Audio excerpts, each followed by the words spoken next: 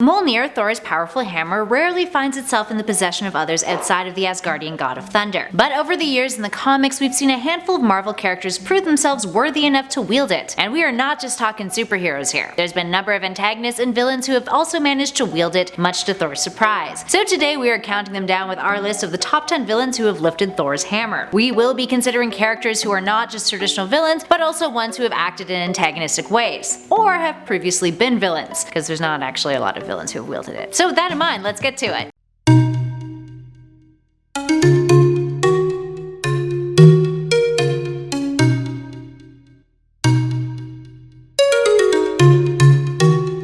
And at number 10, Deadpool. When Deadpool was first introduced, he was a villain, debuting in New Mutants issue 98 in 1991 as a supervillain, but gradually turned a leaf to become the anti-hero that we are acquainted with today. And really, that's the only reason he finds himself on this list, because for being honest, not a whole ton of villains have wielded Mjolnir. You know, it's that whole being worthy thing. Anywho, in Deadpool Volume 1 issue 37 from 2000, Merc with a Mouth is manipulated by Loki to steal Mjolnir, and in return the trickster god will release Mistress Death from her stasis. Because in case if you weren't privy, Deadpool had a thing for death at one point in time, much to Thanos' disdain. Deadpool gets the hammer and naturally begins abusing its power after he realizes that Loki has been pulling him along. He turns on Loki, getting cursed in the process, but eventually though it is revealed that the hammer that Deadpool was wielding was actually a fake, with Thor confiscating the powerful replica from him. Moving on to number 9, Rogue. Here we have a case of a hero who was actually kind of a villain at this point in time and then became heroic by the end of the story. In 1994, Marvel's What If series gave us a story that featured mutant Rogue wielding Mjolnir. From What If Volume 2 issue 66 from 1994, in a story titled What If Rogue Possessed the Power of Thor, Rogue absorbs Thor's powers in the midst of a battle. This leaves Thor in a vegetated state, and Rogue ends up turning on the Avengers using her newfound Thor abilities to kick their butts, to the point where she actually kills Iron Man and Vision. After the battle, the remaining Avengers take Thor's body to the Fantastic Four in hopes of bringing him back, but it is too late. He dies. Rogue, along with the members of the Brotherhood of Evil Mutants, try to break the Freedom Force out of jail, but Blob and Rogue get into a fight, causing their jet to crash, killing everybody but Rogue. Loki decides to take advantage of the situation and her guilt by convincing her to come to Asgard with him, where he seduces her and convinces her to kill Odin while Loki takes over Earth. Luckily for Earth, Rogue ends up meeting Thor on the astral plane and decides to become the goddess of thunder and live up to the standards that Thor set while he was alive.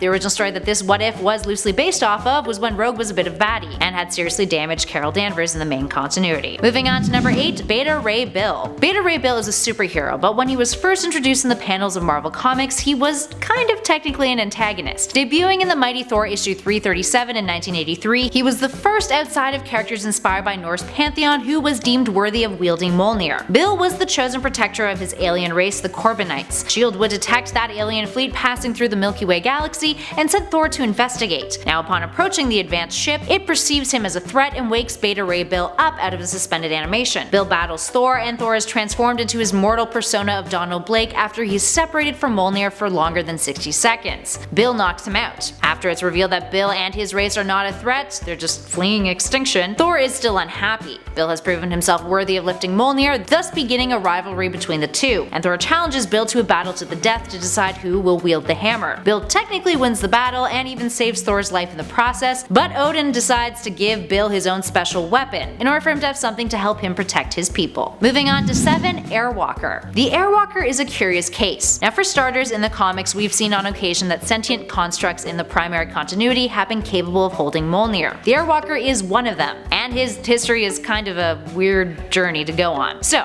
he used to be a mortal man named Gabriel Land, who first appeared in Fantastic Four issue 120 in 1972 as a member of the Xandarian Nova Corps, who, when on his spaceship, encountered Galactus. Galactus abducts him, and then consensually transforms him into his Herald, who is not dissimilar looking from the Silver Surfer. This turns Land into the Airwalker, who becomes the closest thing Galactus ever had to a friend. But tragedy strikes. When looking for planets for his master to consume, Land is killed in battle with an aggressive alien race. Galactus manages to retrieve the last bit of his soul and places it into an android body. But Galactus is dissatisfied and ditches Land. He's just not the same, returning to the Silver Surfer instead. Ouch. Lan, aka Airwalker, ends up encountering the Fantastic Four on Earth and is defeated. Eventually, his android remains are found by a villain called Machine Smith. Airwalker is reactivated and he hunts down the Silver Surfer when, full circle now, he comes across Thor. The two duke it out with Airwalker showing himself capable of wielding Mjolnir in the process. In the end, Thor destroys him. And at 6, Bor. Bor is yet another example of a character who has acted as an antagonistic force during his first appearance. Bor is Thor's grandfather who is resurrected by Loki and finds himself in the middle of Manhattan. Thanks to a lovely dose of Loki's manipulative magic, Bor looks around and thinks everything surrounding him is a threat. Naturally, he begins to go on a rampage, believing that he's in a realm full of demons. Thor then shows up to stop his grandfather, but that does not go as planned. For starters, Thor doesn't even know he's his granddad. And Bor thinks that Thor is a demon, responsible for killing his son Odin since he can't sense him anywhere in the 9 realms. And Loki's magic makes Bor see Thor as a demon to boot, so yeah, it doesn't help much. They battle, and when Thor throws his hammer at Bor, Bor catches it and merely tosses it aside. Loki ends up telling Balder that Bor is Thor's grandfather, but by the time Balder gets to Thor, Thor has already killed Bor. And because he's killed royalty, he now must face punishment, which is banishment from Midgard, which was Loki's whole plan all along.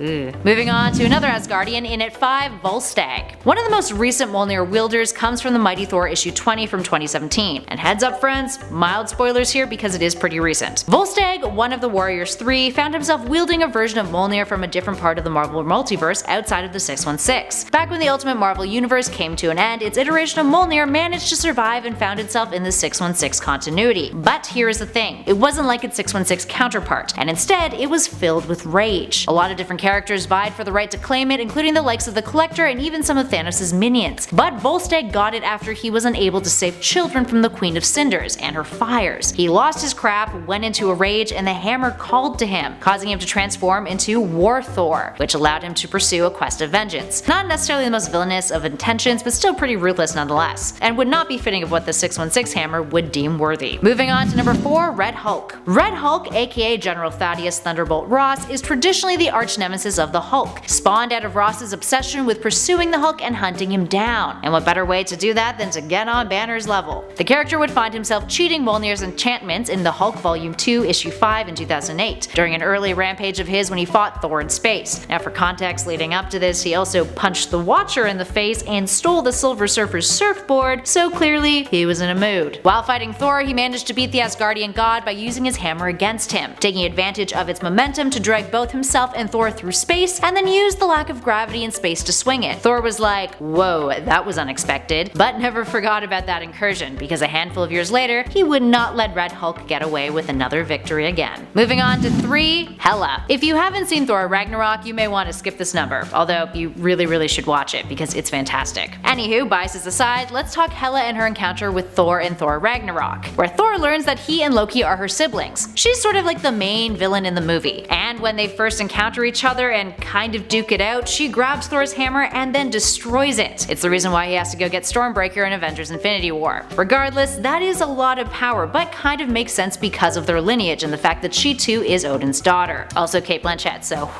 Moving on to number 2, Magneto. Magneto's encounter with Mjolnir occurs in an alternate universe, specifically in the Ultimate Universe, Earth 1610. Seen in Ultimatum issue 3 from 2009, the pinnacle story arc of the Ultimate Universe that had many fans shocked, disturbed, and flat out angry, we see Magneto prove himself worthy to Mjolnir's counterpart. When his kids Scarlet Witch and Quicksilver are killed, Magneto loses his cool and ends up using his electromagnetism to steal Thor's hammer from him, something that was actually made possible by the villain manipulating the environment around Mjolnir, a trick that actually never worked in the 616 universe, FYI. He then used it to reverse Earth's magnetic poles. He also kills a bunch of different characters while wielding it, so all in all, no bueno, not good. And finally, in at number 1, Loki. Of course. Out of all of the characters who have ever wielded Mjolnir, hero and villain alike, Loki is one of the only individuals who has had it in his possession numerous times. And sure, Loki may be dabbling in anti-hero territory a lot more these days, but he's still very much considered one of the best Marvel villains of all time. I mean, he was the first villain that the assembled Avengers team took on because Thor needed a hand with his trickster god brother. There have been 3 key times when Loki has wielded his brother's hammer. Once in Loki Agent of Asgard issue 9 from 2014, in Avengers and X-Men Axis issue 9 in 2014 as well, and of course another instance that occurred in an alternate timeline featured in What If issue 47 from 1984. For starters, let's look at the Axis title. Loki found himself using the hammer when he and other characters were hit with an inversion spell, leading the character to gain the powers of his brother, and the roles now reversed. He would become become a member of the Astonishing Avengers alongside Doctor Doom, Sabretooth, and Magneto. That story continued in Loki Agent of Asgard, which came out that same year, beginning with, I quote, "As Thor fell from grace, Loki was transformed into a warrior for the side of right, a hero for the ages. Loki found himself against his brother, thrust into the role of champion of all things noble." And last but not least, What If Volume 1 Issue 47, aka What If Loki Had Found the Hammer of Thor. This one was based on Journey into Mystery Issue 83, which was the first comic Thor ever appeared in, and the narrative in this one paints Loki as the one who lifts Mjolnir instead of Thor. Alright, there you have it, friends. What villains would you love to see wield Mjolnir in the future? Give us a shout in those comments below and let us know your thoughts and feels. If you dug this video, spread that love by hitting that like button, and hey, why not subscribe to Top 10 Nerd while you're at it? We'd love it if you stuck around with us some more. We also have a playlist floating on your screen right now that you should definitely check out. In the meantime though, thanks for watching, friends. I'll catch you all in the next video.